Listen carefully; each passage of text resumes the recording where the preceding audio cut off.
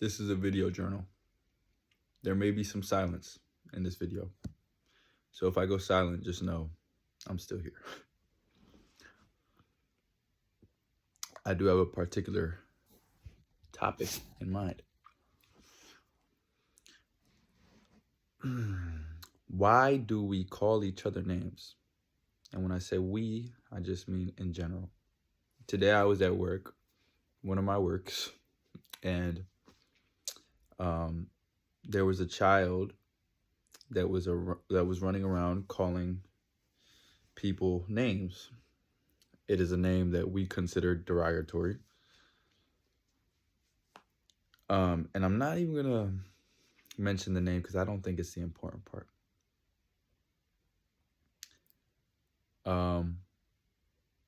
The name that we use when we call, when we say something, the name we use is the content. But the content is not the reason we say the name.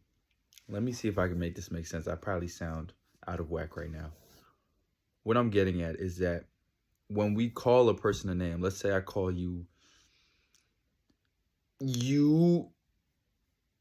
Care Bear or you butt face. It doesn't matter what the word is. It's the energy behind it. Right? And so what I'm getting at is and the reason I mentioned that the name is not the important part is because sometimes as teachers, as parents, as adults, as people who are taking care of kids or looking out for kids, people who play that part, that function, we may often get caught up in, oh, don't say that word, don't call people names and stuff like that, or go talk to a teacher or a parent instead. But what sticks out to me and what I think is more important, because if I tell you, oh, stop using that word, you're still gonna think the word, or at least that doesn't change your energy. That doesn't change your relationship to the emotion that you were feeling that caused you to say the word. And I think that's where the issue lies. And as we know, you gotta manage the issue where it begins. I think generally that may not be an absolute truth, but generally that's the idea I'm going with right now. And this is the part where I don't have a clear answer when it comes to handling that issue at the root, the issue of our relationship to our emotions. And also why the emotions arise in the first place. So in this case, the child got upset because I might be getting this wrong, but we'll use this example and say it's right. The child was had made some little base, like he was playing some game and made up some little fortress or physical structure, and somebody threw something at it or accidentally stepped on it or something like that, and so that's why the kid got upset and started calling names. But we could think in a different any situation. Let's say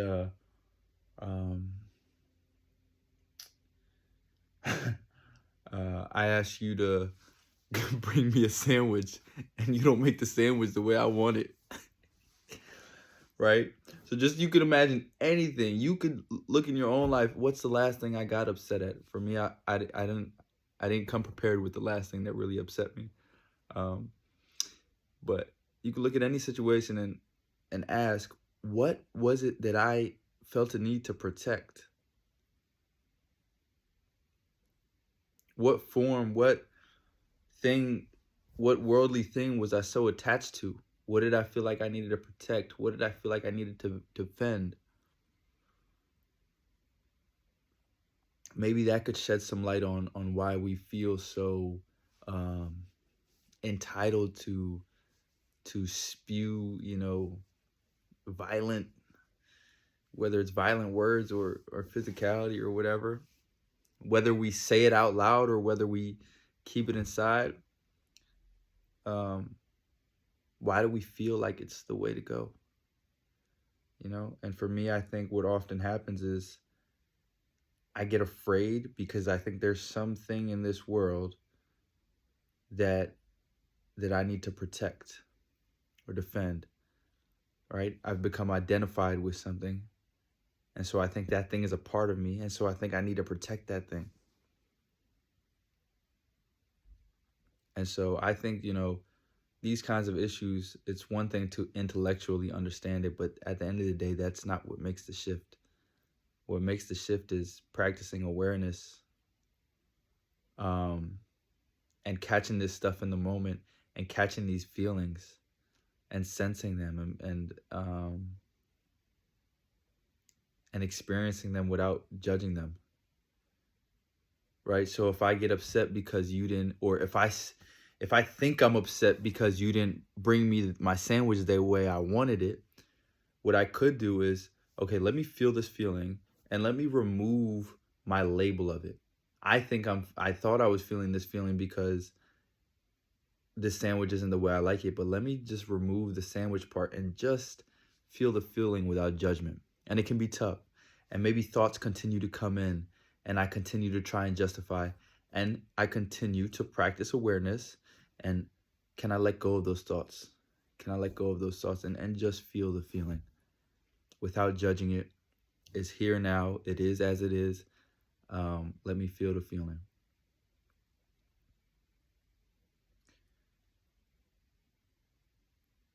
And for me, that is where the shifts really occur.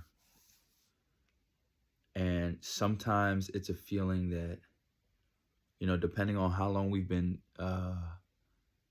letting it control us, depending on how long we've been unconscious to it, right? Depending on how long it's been around and how powerful it is, how dense it is, it may take a while. Sometimes it's something that in a few minutes you sort of, we could say, get it through your system, you know, make peace with it, and it sort of just integrates.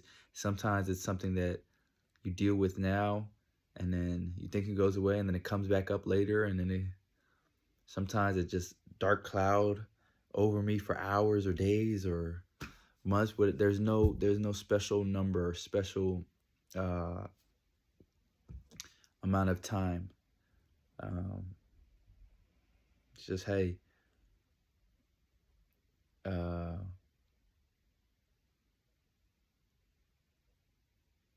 but hey, that's what it is.